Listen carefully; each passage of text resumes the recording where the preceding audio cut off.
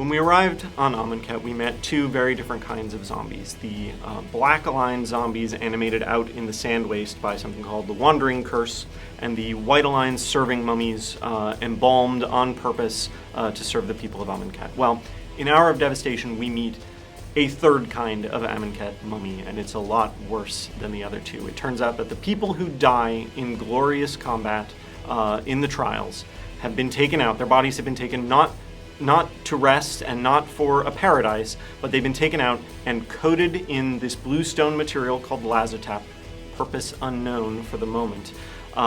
Their cartouches that they earned during life stay with them and encode their skills and abilities, all the training that they have.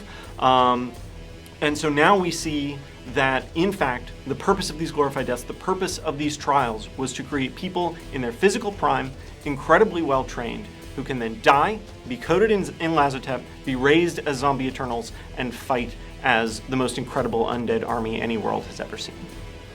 So in Amonkhet, you can embalm your creatures so they return mummified. They're white zombies. This is sort of a natural thing that the people on the plane do. It's an Egyptian lore thing. But when we get to Hour of Devastation, it's another set. We wanted to sort of crank it up a notch. So Eternalize is sort of the upgrading version of that, where your creature becomes a 4/4 and actually keeps all the abilities. So this is to symbolize Bolas is doing better than embalming. He's eternalizing. The Eternalize is a really powerful ability, adds a ton of power to cards, and really impacts gameplay. You take a card like Proven Combatant, one of the worst cards we've ever printed. It's just a 1-mana 1/1. All of a sudden you staple on Eternalize, and your opponent may want to try and attack around it. They don't want it to die, because if they kill it, then it comes back as a 4/4, which is a lot higher impact. The numbers 4/4 on Eternalize, I think, came from wanting to be big and feel splashy, but not being so big that we couldn't make them at common, for example. Even as it stands, there were a lot of development challenges working around Eternalize, just because if you have all of these creatures that are coming back at this exact same power and toughness, it makes what I think of as breakpoints really matter. A removal spell that does 4 damage is a lot different than a removal spell that does 3 damage in that context. A 4/5 creature is a lot different than a 3/5 creature, in that one of them can block and kill a 4/4, and the other, they kind of bounce off of each other.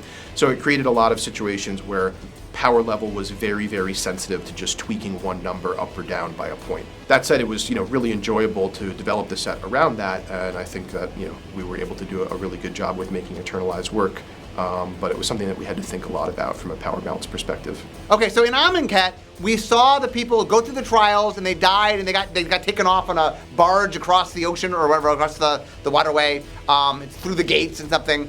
Now we find out what happens to them. We find out some of Bolas's larger scheme here is he's turning them into an army of zombie soldiers called the Eternals. So we knew, okay, you're going to meet the Eternals. And now the Eternals are blue, black, and red zombies that are these basically zombie soldiers. So we knew we wanted a mechanic for them, and we wanted to make sure that, look, these are a scary, this is a scary army. These are people that follow Bolas's every command because they're mindless zombies. It's kind of the perfect army. You can't ever disobey. They're not afraid of anything. They'll just keep marching on. And so what we wanted to do was made a mechanic that really reflected the idea of no matter what you do, these things are just going to harm you. And so we came up with a flick that's like, block me, don't block me, whatever, you're going to suffer. Eternal of Harsh Truths is a really good example of an afflict card. It's a 3-mana 1/3, so it's a very easy card to block, but it has afflict too, so you may not want to block it. But if you get hit with it, the opponent gets to draw a card. So you really want to block it, but you don't want to take 2, so it just gives you a really interesting choice to make. Deserts are something that we knew we wanted to have in the block from the very beginning, even starting with Amonkhet, but we weren't sure exactly how we wanted deserts to play, gameplay-wise. Did you want you to build a deck of all deserts, and put them all together and have these, synergies for playing with deserts? Or do we just want you to play with a couple? Or do we just want deserts to be cool lands that had the desert type, but maybe there wasn't that much that keyed off of it? So Amonkhet experimented a little bit with deserts and kind of set the stage, but didn't really blow them out too much. So when we were looking at what to do with Hour of Devastation deserts, we saw a lot of opportunity there to kind of expand that a little bit. There are a lot of really cool deserts in Hour of Devastation. So first, the original desert, it was a land sometimes, and sometimes it was a spell. So sometimes if you needed mana, you would tap it for mana. But if your opponent was attacking with a 1/1 or something, you could just kill this 1/1 with your land. So that's pretty useful. It's like a card that plays 2 roles. So a lot of the deserts in Hour of Devastation do that too. So for example, Haship Oasis. You can put it in your deck as a forest, and when you need green mana, you get green mana. But if you have a creature in play and your opponent doesn't have a blocker, you can just sacrifice the desert to give it +3/+3 and attack with it. So it's kind of like a giant growth attached to a land. It's kind of like a modal spell. Sometimes you have a land, sometimes you have a spell. We knew that Hour of Devastation was going to be more about deserts than Amonkhet. It was one of the things that we were playing up in this set.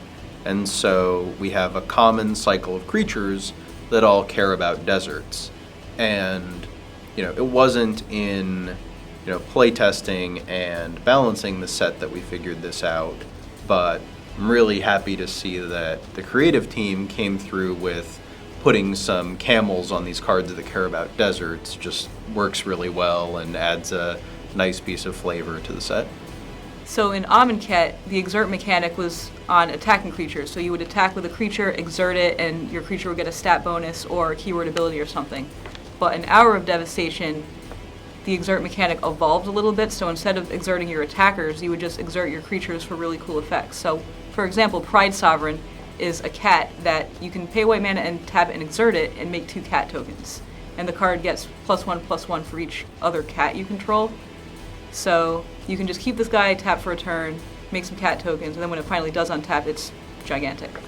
Exert was a pretty straightforward mechanic in Amonkhet, but in Hour of Devastation, we got to add new things to it. So we have the creatures that have activated abilities, where you can exert the activated ability for a larger effect, and we even have the last cycle, where you get to see what happens when you exert yourself. So you cast Oketra's last, and all of a sudden, well, you're back to your starting life total, but you've exerted yourself so much, your land's on untap next turn. So the exert mechanic allows you to sort of overtap your creatures, and you get an extra benefit. So we wanted to say, what if you did that with spells? Could you sort of overtap for your spell? And this led to cards like Bontu's Last Reckoning, where we'll give you the spell at a much cheaper cost, but your lands are sort of exerted, and so you end up paying for the spell again on the next turn. But in this way, we can sort of create this sweeper card that's only 3 mana, and it may be exactly what you need to save yourself. After we sort of went through what those card designs would look like, we made a bunch of decisions about them, like we wanted them to be sorceries rather than instants, because if they were instants, there wasn't much choice involved. You could wait until the end of your opponent's turn, see exactly what your opponent chose to do with their turn, and then it was pretty obvious whether or not you wanted to cast this spell, and you weren't really leaving yourself vulnerable because you had full information about what your opponent had done on their turn. Sorceries, they're much more interesting. Now you have to predict a little bit about what is my opponent going to do on their next turn. If I decide to tap 3 mana and destroy all creatures, but my lands aren't going to untap next turn, what can my opponent do to me in that sort of 2-turn window there where I've left myself vulnerable? So the decision making felt really cool, but it also felt really powerful to cast these cards at the same time, and that's kind of exactly the mix that we were going for there. It was actually kind of a struggle, because at first we were like, how negative can this be? We're seeing one god die, and then another god die, and then another god die. And so we really wanted to emphasize this notion of these gods also were true believers in the system, that these 5 gods were also betrayed by that system. So what we were doing is, we in Amonkhet introduced concepts, introduced things we knew we wanted that we would then ramp up when we got to Hour of Devastation. Okay, there's Embalm, you're bringing back things, but now there's going to be bigger, more dangerous things. We had Exert, we're going to add Exert and give you more ways you can use Exert. Deserts gets teased, all of a sudden deserts can be a thing. We have these things that we introduced, and then we sort of upped the game. Like you meet the god, no, meet the real god, the god-killing god. So like each level, we built things that we can then ramp up in the final set.